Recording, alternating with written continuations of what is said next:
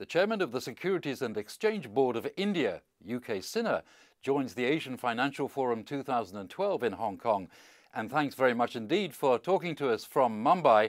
Can I ask you, first of all, when you look at really the economy of India, I can imagine there may be problems with trade, but not so much with banking and securities. Is that the case? You see, the impact of the euro crisis, it will be wrong for anybody to presume that it won't have any impact in other parts of the world, including India and other emerging markets. But the fact remains that the banking sector in India or the financial sector in India is very strong, and it is strong for the following reasons. One of which is that the prudential regulations in India are very tight and capital adequacy is strong. There can be temporary problems about assets quality and things like that, but on investments by the banking system, the regulations have been very strong. There have been sectoral caps, there have been caps about what activities they can take up or they can't. So, my assessment is that the financial system in India is very robust. So what would be the implications really to India opening up its banking and financial markets to international players? I will be exceeding my authority if I take any call on what the Parliament of India is going to legislate, especially at a time when the Parliament is in session. But my feeling is that a strong consensus is emerging that there have to be opening of the gates and making things more liberal for foreign investment in various sectors of the financial industry. I am talking, for example, of the pension regulatory authority. I am not sure what is going to happen in the insurance sector in this session of the Parliament, but I believe that there is a strong consensus emerging about pension regulatory bill being passed. Your portfolio covers Indian investment across the entire Asia Pacific. So do you see many Asian Pacific countries really investing ultimately in India? My case is the following.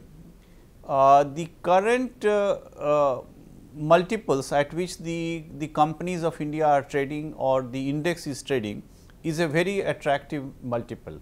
There have been instances in the last 4 or 5 years where Indian indices or companies have been trading at multiples several times higher than the rest of the world, and we were able to attract money. My feeling is that once the global moods stabilizes, once there is a feeling that the European problem is not going to create any further major problem, and foreign investors start looking at various opportunities across the globe, they will find India very attractive. Also for the reason that although our growth will slow down or has started slowing down a little bit, our assessment is that it will still remain very high compared to many other parts of the world, and we will remain maybe number 1 to number 3 so far as the growth is concerned. So to what extent, Mr. Sinha, do you see Indian securities being of particular interest to Hong Kong institutions, and would that cover things like finance and perhaps agriculture, other areas? My feeling is that Hong Kong has emerged as a very strong financial center, especially in Asia. The requirements of India, for example, are in fields of infrastructure. Government has started liberalizing the debt ceilings for investors across the world in the infrastructure sector in India. I would argue that they will find this sector very attractive, and there are 1 or 2 issues with regard to coal or power at the moment, but these are getting addressed. And the need for infrastructure in the next plan, that we have a 5-year plan, the next plan starts in 2012. The estimation is that India will require about $1 trillion, and half of that would be through private sector participation. So, India will be an attractive destination both for debt and equity, for example, in the infrastructure sector. There are several others. Financial sector can be very attractive. I find that in areas like pharma and IT also, people are getting attracted. Well, Hong Kong has established itself as an international centre for RMB business. Would you expect, therefore, Indian companies to become interested as well? I see some thinking on those lines, but these are initial days for Indian companies.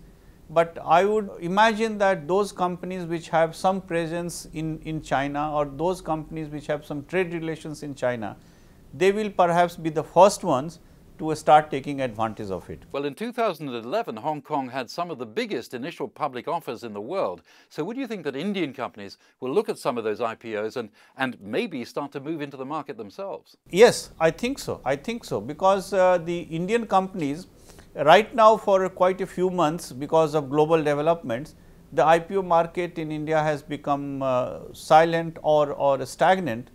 But to give you an example, whenever the government of India starts divesting its stake in the public sector companies, Hong Kong will be a very important destination for all the companies. And in the past also, Hong Kong has taken a lot of interest in India's divestment program or fundraising for new companies. I am sure it will continue to be that. Right now, for quite a few months, things are at a standstill, but hopefully these things will recover. And as early as they recover, Hong Kong will see a lot of activity from India itself. Mr. Sinha, at the Asian Financial Forum 2012, you're certainly going to be looking at the international economic turmoil, but could there be a certain consensus building aspect of this particular forum? A very strong view or consensus on how to tackle it from the point of view of financial sector industry, from the point of view of private enterprise, that may emerge. But the ultimate solutions lies with the agencies which are outside the purview of the activity that we are going to see in January in Hong Kong. But there will be discussions and there will be lot of deliberations, and I think a consensus will emerge on what the private sector feels about this whole activity which is happening globally.